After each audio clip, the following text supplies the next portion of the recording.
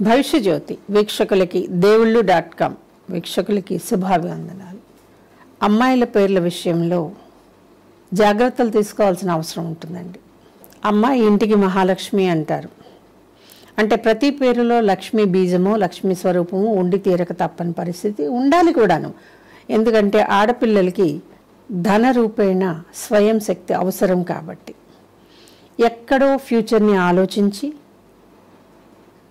ఫ్యూచర్లో వాళ్ళు తమ కాళ్ళ మీద నిలబడాలి అని కోరుకుంటూ అమ్మాయిల పేర్లలో నేను లక్ష్మీ బీజం వేస్తుంటానండి.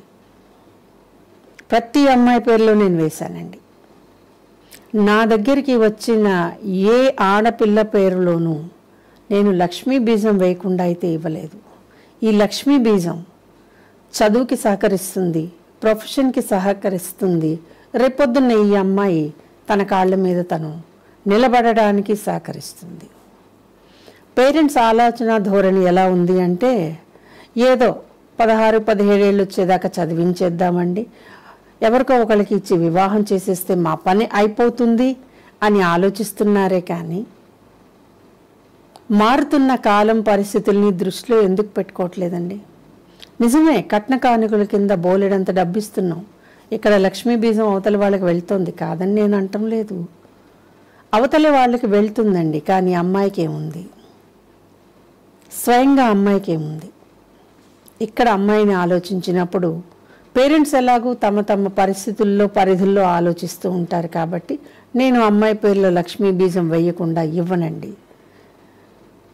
అది శ్రీయాన్వి అయినా సరే, అన్వి అయినా సరే, అనన్య అయినా సరే, అక్షయ అయినా సరే, అవని అయినా సరే, ఆనంది అయినా సరే, అవంతి, అవంతిక, ఒక్కొక్క పేరుకి నేను ఎక్కడో ఒక చోట ఈ బీజాక్షరాన్ని వేసి లక్ష్మీ స్వరూపం అమ్మాయికి నేను ఇవ్వగలుగుతున్నాను. ఇది నాకు శాస్త్రం ఇచ్చినటువంటి వరం.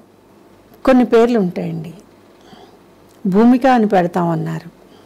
ఒక భూమిక తారాపథంలో అద్భుతంగా ప్రకాశిస్తుందనో, ఒక భూమి ఫడ్నవీస్ యాక్టర్ అనో, ఇది కాదండి మనకు కావాల్సింది. భూమి అని పేరు పెట్టినప్పుడు భూమిలో 2 ఓలు ఉండటం కానివ్వండి, ఒక యువు ఉండటం కానివ్వండి ఉంటుందనే విషయం మర్చిపోకండి. అయితే ఈ భూమి అవని అవదా అండి అంటే కాదు. ఈ భూమి వసుధ అవదా అంటే కాదండి. వసుంధర ఉత్కృష్టమైన పేరండి. అయితే అమ్మాయి మొదటి సంతానం అయి ఉండాలి. 2 సంతానానికి వసుంధర ఇవ్వను. వసుధ వండర్ఫుల్ నేమ్ అండి. తిరిగి మళ్ళీ సుధ అంటే నేను ఆలోచిస్తాను.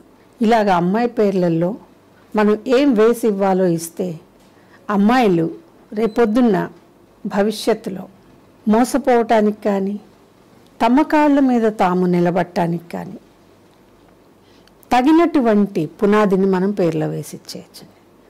అమ్మాయికి పేరు పెట్టేటప్పుడు ప్రతి విషయాన్ని మనం ఆలోచించాలి. అమ్మాయి 13వ తారీఖు పుట్టిందా, 16వ తారీఖు పుట్టిందా, 2వ తారీఖు పుట్టిందా, 28న పుట్టిందా, 29 పుట్టిందా, ఇవన్నీ ఆలోచిస్తే అమ్మాయిలకి పేర్లు కాస్త జాగ్రత్తగా ఇచ్చినట్లయితే చాలా చాలా అండి వాళ్ళ విషయంలో మనం మేలు చేసిన వాళ్ళం ఉంటాం. అందుకే పేరెంట్స్ ఎప్పుడు కూడా అమ్మాయిల పేర్ల విషయంలో ఏది పడితే అది పెట్టేసేయకండి, పెట్టేయద్దండి.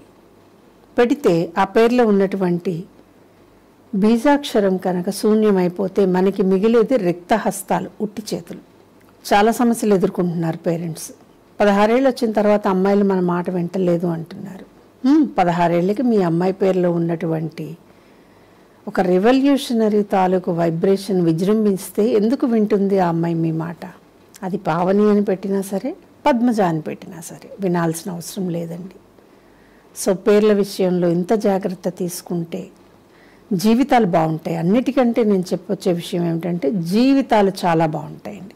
ఈ వీడియో కనుక మీకు నచ్చినట్లయితే లైక్ చేయండి, షేర్ చేయండి, మా ఛానల్ని సబ్స్క్రైబ్ చేయండి.